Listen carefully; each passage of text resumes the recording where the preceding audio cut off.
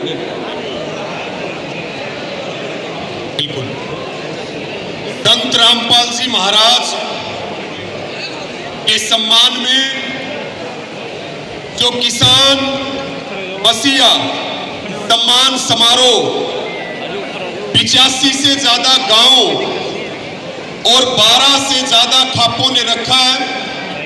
इस समारोह की अध्यक्षता कर रहे हमारे सम्मानित अध्यक्ष, सम्मानित मंच और मंच पर उपस्थित तमाम हमारे आदरणीय सरपंचगण, सभी किसान संगठनों के प्रतिनिधि, सम्मानित खापों के नेता और समाज के सभी वरिष्ठ लोग जो मंच पर उपस्थित हैं और मेरे सामने बैठे मेरे पिता तुल्य बुजुर्गों, नौजवान साथियों, रामपाल जी महाराज के सभी शिष्य और शिष्याएं, मेरी माताएं और बहनें, किसान बिरादरी के सरदारों और पत्रकार बंधुओं, आप सभी को मेरी ओर से सत साहेब सभी को। देखिए, एक तरफ मंच के ऊपर महाराज जी का सम्मान चल रहा है और मैं ये कहता हूं कि जितनी बड़ी संख्या में आज यहां बच्चे से लेकर के और बुजुर्ग तक सभी वर्गों के लोग महाराज जी का सम्मान करने के लिए आए हैं, इस पूरे कार्यक्रम की व्यवस्था, आप लोगों का जोश और जज्बा, ये बिल्कुल हम डंके की चोट पर कह सकते हैं कि धीरणवास गांव में आपने इस समारोह में मौजूद होकर के प्रधानमंत्री के कार्यक्रम को भी फेल कर दिया। इतना ऐतिहासिक कार्यक्रम है साथियों। सतगुरु रामपाल जी महाराज की जय हो। यह धीरणवास गांव बहुत क्रांतिकारी धरती है और इस धरती पे आपने एक इतिहास बनाया है और इसीलिए मैं मीडिया के साथियों को भी कह रहा था,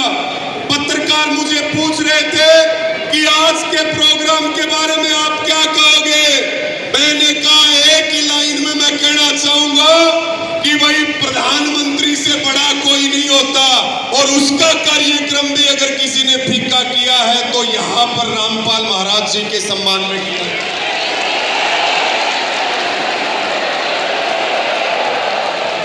साथियों, जब पूरा हरियाणा डूब रहा था, जब किसान को संकट आया, जब किसान के पशुओं के लिए चारा नहीं बचा, उसके घर के लिए 2 दाने नहीं बचे, जब सरकार फेल होगी,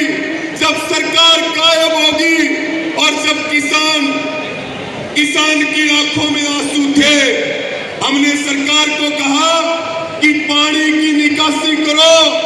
और किसानों को मुआवजा दो, किसान अगली फसल की बिजाई कर लेगा। केवल खेतों में पानी नहीं भरा, किसानों के मकान बर्बाद हो गए, उनके ट्यूबवेल बर्बाद हो गए, उनके पेड़ पौधे बर्बाद हो गए। हमने सरकार को गुहार लगाई, लेकिन इस जालिम सरकार ने हमारी बात नहीं सुनी और यही आवाज संत रामपाल जी महाराज के कानों में गई तो हरियाणा के सैकड़ों गांवों में करोड़ों रुपए के पाइप और मोटरें देने का काम किया, किसानों को एक नया जीवन दान देने का काम किया। साथियों,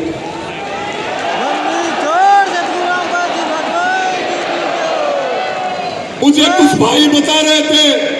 कि पंजाब में बाढ़ आई तो पंजाब में बहुत गांवों को गोद लिया गया